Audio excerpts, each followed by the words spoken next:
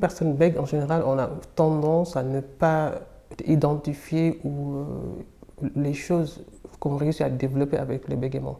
Par exemple, le sens de l'organisation.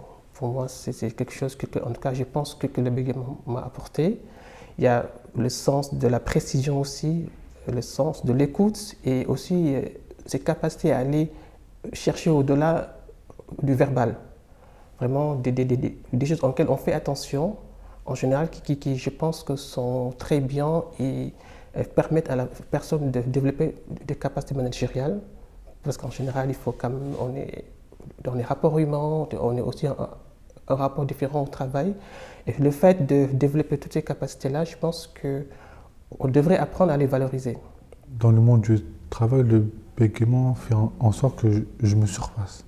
J'ai voulu postuler à une offre d'emploi et je connaissais la personne qui a émis cette offre d'emploi-là. Et je lui ai dit, je suis là.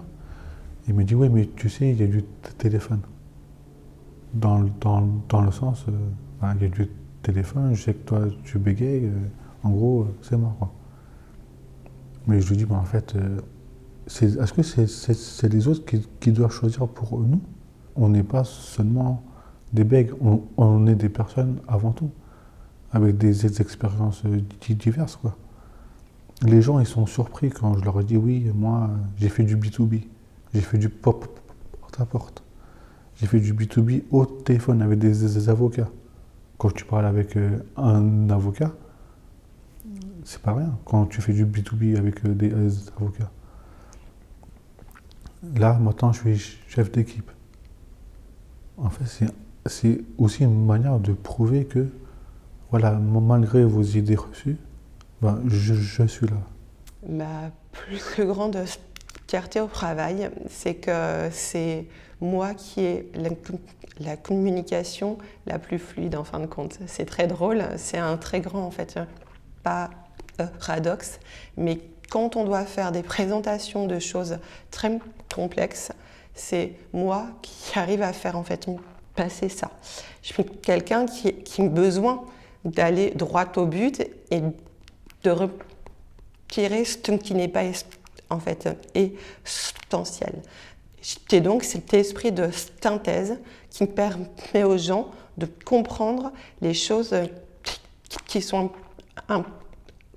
importantes. Et comme j'ai en fait cette crainte de ne pas être bien en fait compris à cause de mon bégaiement, eh ben je m'assure en vrai que les messages ils sont bien en fait compris. Ce que le bégaiement m'apporte dans mon travail, c'est d'être plus à l'écoute des autres.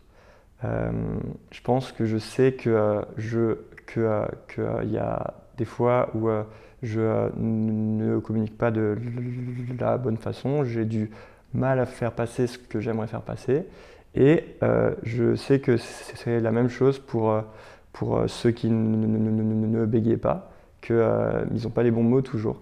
Et je pense que ça m'aide à être à leur écoute et à pas trop parler au final et à les laisser s'exprimer davantage.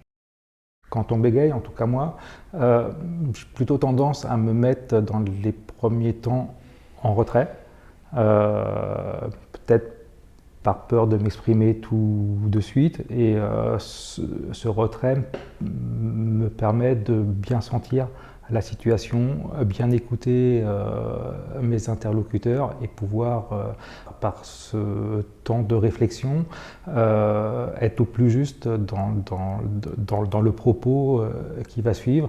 Et ça m'apporte aussi une certaine empathie de la part de mes interlocuteurs qui, du fait, sont beaucoup plus attentifs et à l'écoute de ce que j'ai à leur dire.